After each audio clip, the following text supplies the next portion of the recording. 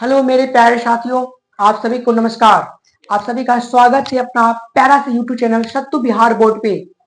बहुत से बच्चा टॉपर बनने चाहते थे, टॉपर बनना है उन्हें, पर क्या करे भैया, बैकलॉग लग गया। बैकलॉग ये होता क्या है? सबसे पहले ये बैकलॉग है क्या? अगर बैकलॉग बन गया तो वो खत्म कैसे होगा? दुनिया में कोई चीज ऐसा नहीं बना हुआ है, अगर वो बन गया तो वो खत्म जरूर होगा। ठीक है, तो ये बैकलॉग सबसे पहले बनता कैसे है? बैकलॉग कैसे बनता है? मैं किसी अपने फ्रेंड के बर्थडे पार्टी में चला गया, उनके सिस्टर के शादी में चला गया, किसी फंक्शन वगैरह वगैरह, फीवर आ गया, तबीयत खराब हो गया, जो भी हो, उस सब के चक्कर में क्या हुआ, मैं क्लास नहीं जा पाया। और उसी क्लास नहीं जाने के चक्कर में मेरा कुछ चैप्टर बच गया। वही बचा हुआ चैप्टर को ठेठी भाषा में बोलते हैं बैकलॉग। जो टॉपिक बच गया, जो चैप्टर बच गया, उसी को क्या बोलते हैं? बैकलॉग। तो ये खत्म कैसे होगा? सपना था टॉपर बन जाओ, सपना था ये करूंगा वो करूंगा, 400 प्लस का सपना था, 450 प्लस का सपना था, पर ये बैकलॉग आके सारा सपना, सारा कॉन्फिडेंस खत्म कर दिया। तो ये बैकलॉग कैसे खत्म होगा, ये मैं आपको बता दे रहा हूं। ये बैकलॉग कहने का मतलब, बैकलॉग 3 से 4 चैप्टर के में ही लगा होगा। 3 से 4 चैप्टर। अगर आप इस 3 से 4 चैप्टर पे अभी ध्यान मत दो, अभी अगर इस पे आप सभी ध्यान देंगे तो आपके आने वाला जो टॉपिक है, आने वाला जो चैप्टर है, वो सभी हो जाएगा बर्बाद। अभी के टाइम में आप इस सभी चैप्टर को स्किप कर दो, पढ़ना बिल्कुल बंद कर दो। इस जिस चैप्टर में बैकलॉग लगा हुआ है उस चैप्टर को छोड़ दो कुछ दिन के लिए, और जो क्लास में अभी चल रहा है उस चीज पे विशेष फोकस दो। और अब बहुत से बार सारे बच्चे के मन में होगा कि ये चैप्टर को बिल्कुल नहीं पढ़ना है, पढ़ना है। बैकलॉग खत्म कैसे होता है, मैं आज की क्लास में वही बताने वाला हूं। बैकलॉग कैसे खत्म होगा?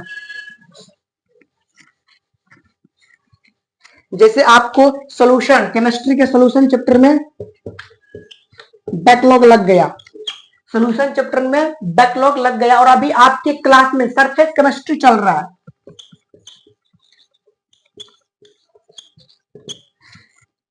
बैकलॉग कौन सा चैप्टर में लगा हुआ है? इसमें क्या लगा हुआ है भैया? बैकलॉग। और क्लास में चल रहा है सरफेस केमिस्ट्री। तो क्या कर रहे हैं? कुछ समझ में नहीं आ रहा है, तो करना क्या है? जो क्लास में चल रहा है फ्री माइंड करके आपको इस चैप्टर पे ध्यान देना है, और इस चैप्टर का एक एक टॉपिक आपको ऑनलाइन जाके पढ़ना पड़ेगा। ठीक है, तो इस चैप्टर में पहला टॉपिक क्या होता है वो देख लो। मोलालिटी, मोलारिटी, मोल फ्रैक्शन, उसके बाद ideal and ideal, rods law, ऐसे करके क्वालिटेटिव प्रॉपर्टी, धीरे धीरे क्या करके टॉपिक को धीरे धीरे उठाते चलना पर डे का, और क्या होते जाएगा, आपका बैकलॉग खत्म होते जाएगा। कहने का मतलब इस चैप्टर में जो पढ़ाई हो रहा है, कहने का मतलब अगर इस चैप्टर से अगर पर डे का अगर 5 क्वेश्चन क्लास में हो रहा है, 5 क्वेश्चन, तो इस साढ़े 5 क्वेश्चन पे आपको ध्यान देना है, और इस चैप्टर का मात्र एक क्वेश्चन पर डे लेके चलना है। सारे अगर जितने भी सब्जेक्ट में बैकलॉग लगा हुआ है उस चैप्टर पे 1-2 घंटा एक्स्ट्रा टाइम देना स्टार्ट कर दो, ऑटोमेटिकली आपका क्या हो जाएगा? बैकलॉग खत्म। बैकलॉग खत्म करने का सबसे आसान ट्रिक है कि आप उस चैप्टर पे विशेष फोकस दो, और जो टॉपिक चल रहा है उस पर ध्यान दो, और जिसपे बैकलॉग लगा हुआ है उस चैप्टर का थोड़ा थोड़ा क्वेश्चन पर डे करना स्टार्ट कर दो, बैकलॉग ऑटोमेटिक खत्म हो जाएगा। तो मैंने क्या बोला? सोल्यूशन एक बड़ा चैप्टर है, इसमें मेरा लग गया बैकलॉग। ठीक, अभी किसका टाइम चल रहा है? नवंबर का टाइम, वो भी एंडिंग हो रहा है नवंबर का। तो क्या करेंगे? पर डे का 1-2 क्वेश्चन इससे उठा लेंगे, 2 क्वेश्चन मैं इससे उठा रहा हूं, ठीक, और 5 क्वेश्चन यहां से। तो पर डे का एक सब्जेक्ट में 7 ही क्वेश्चन हुआ ना। और अभी के टाइम में अगर पर डे का आप एक सब्जेक्ट में 7 क्वेश्चन भी नहीं याद कर रहे हो तो क्या कर पाओगे? तब टॉपर बनने के लिए छोड़ दो। अगर अभी के टाइम में एक दिन में 7 क्वेश्चन नहीं पढ़ पा रहे हो तो टॉपर बनने की कैटेगरी में आप नहीं शामिल होगे।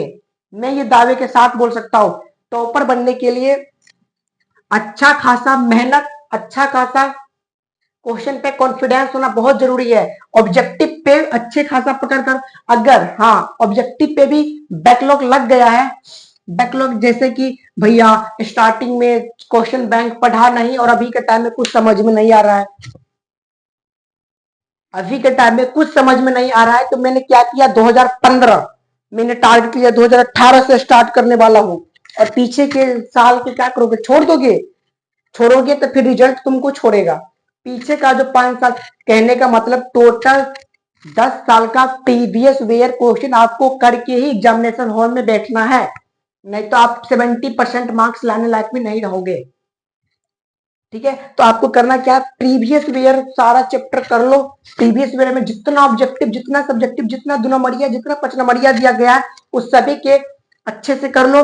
और ऑटोमेटिकली आप थोड़ा थोड़ा इस चैप्टर पे भी ध्यान देते चले जाओगे, आपका क्या हो जाएगा, बैकलॉग खत्म हो जाएगा। ठीक है, और जो टॉपिक चल रहा है क्लास में उस पर भी ध्यान दो और पीछे से भी लेते चलो।